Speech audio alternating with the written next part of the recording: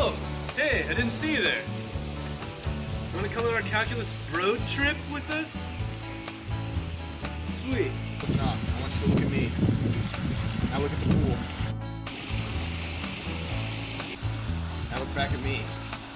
With calculus. I'm on a hammock. It's Calculus 101.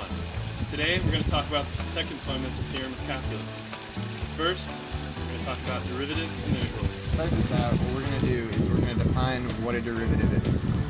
So what a derivative is it's really the slope of a line at a certain point, or the general trend of the slope of the line at that point. So say we have a function, f of x, and it's defined by x squared.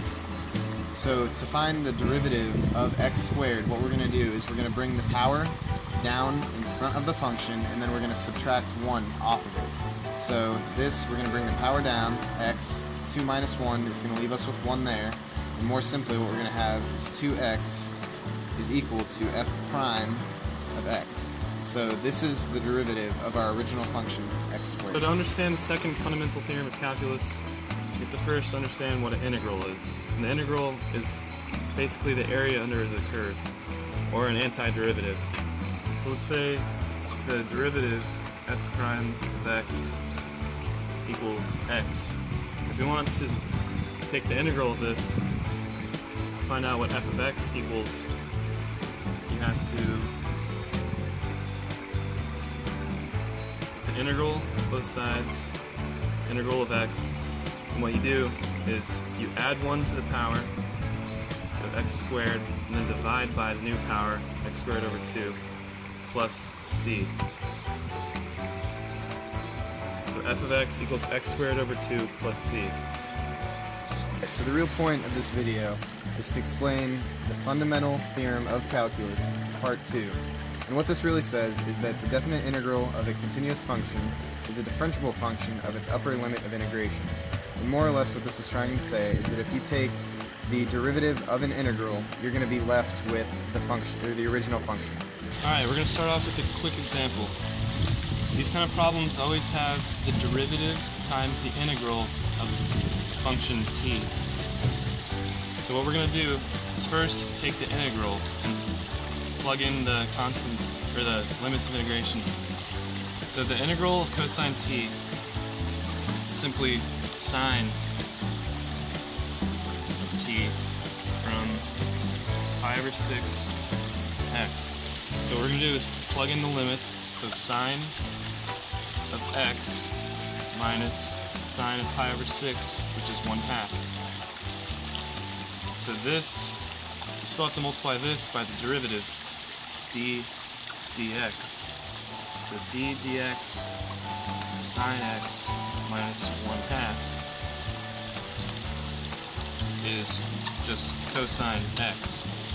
So we went from the derivative of the integral from pi over 6 to x of cosine t dt equals simply cosine x. So the real definition of the fundamental theorem of calculus part 2 is that the derivative on any open interval containing a and x, so the derivative times the integral from a to x of f of t dt is simply equal to f of x. And if it's the integral from x to a, it's simply negative f of x. Now what we're going to do is use the second fundamental theorem of calculus, and we're going to include chain rule in the problem. So what we have here is g of x is equal to the integral of the square root of 1 plus t squared dt, and the limits of integration are 5x to 3x squared, and our goal is to find g prime of x. So what we're going to be doing is taking the derivative of an integral to find g prime of x. So from the last example, we know the shortcut that you can now plug in the limits of integration, 3x squared in for t squared and 5x in for t squared. What we're going to do is go ahead and plug in those limits. So we have the square root of 1 plus 3x squared squared minus the square root of 1 plus 5x squared.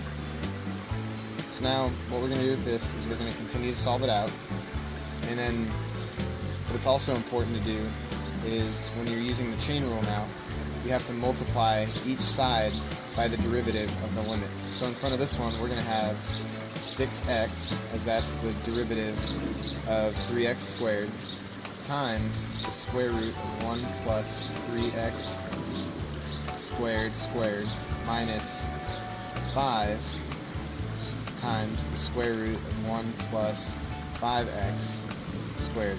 So now if we simplify this all out, what we get is 6x times the square root of 1 plus 9x to the 4th minus 5 times the square root of 1 plus 25x squared. And that is using the second fundamental theorem of calculus with chain rule.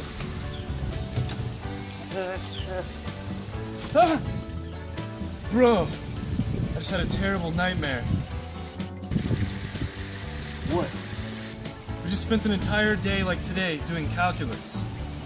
You know what we could do on a day like today? What? Tetherball. Yeah! Ugh. Yes! Yes! Yes! Yes! Yes! Yes! Yes! Yes! Yes!